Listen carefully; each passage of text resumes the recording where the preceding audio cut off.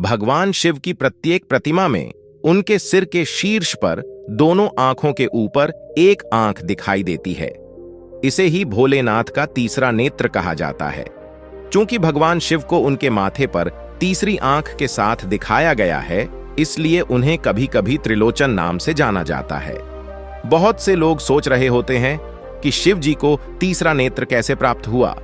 एक कथा है जो भगवान शिव की तीसरी आंख के रहस्य और महत्व दोनों को समझाती है, और यही कहानी इस विशेष घटना के पीछे निहित है।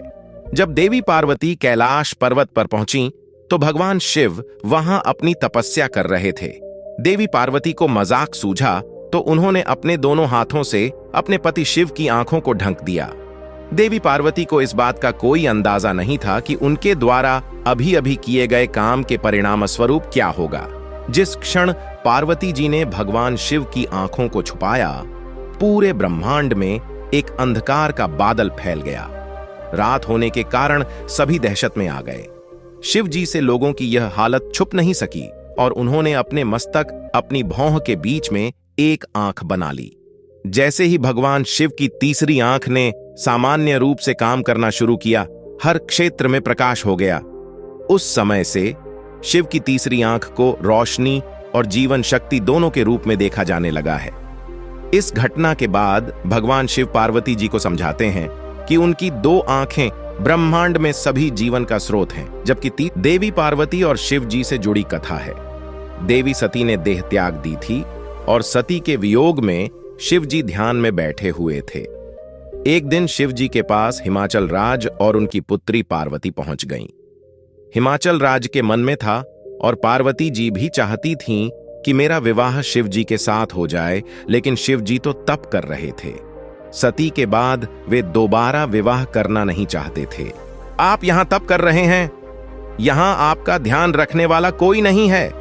मैं चाहता हूं कि मेरी पुत्री पार्वती यहां रहकर आपकी सेवा करे। पर्वतराज हिमाचल राज्य ने शिव जी से कहा, मुझे इस बात की जरूरत नहीं है। महिला की वजह से ध्यान, वैराग्य, तप बिगड़ जाता है। अगर एकांत में महिला रहेगी तो मेरा तप भंग हो सकता है। इसलिए आप मुझे क्षमा करें और अपनी पुत्री को यहां से ले जाइए। शिव जी ने हिमालय राज को जवाब दिया। हिमालय राज और शिव जी की बातें देवी पार्वती बहुत ध्यान से सुन रही थीं। आप कह रहे हैं कि आप तप कर रहे हैं, तो जब आप तप ही कर रहे हैं तो आपको यह आभास कैसे होगा कि यह शरीर महिला का है और यह शरीर पुरुष का है? पार्वती जी ने शिव जी से पूछा। देवी पार्वती की यह बात सुनकर शिव जी हैरान हो गए, क्योंकि देवी ने बात बहुत बुद्धिमानी की कही थी। देवी, आपकी बात सही है, लेकिन मेरी बात भी सही ही है, शिव जी ने कहा।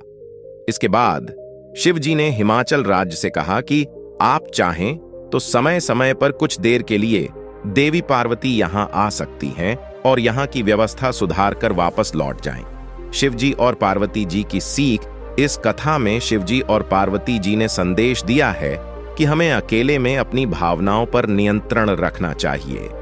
अकेलेपन में ही व्यक्ति की भावनाएं गलत दिशा में भटकती हैं, बुरे विचार जागते हैं। इसलिए एकांत में भावनाओं पर नियंत्रण रखें। जो लोग पूजा पाठ, तप और ध्यान करते हैं, उन्हें पूरी तरह एकाग्रता के साथ डूबकर ये काम करना चाहिए। तभी मन गलत दिशा में नहीं भटकेगा।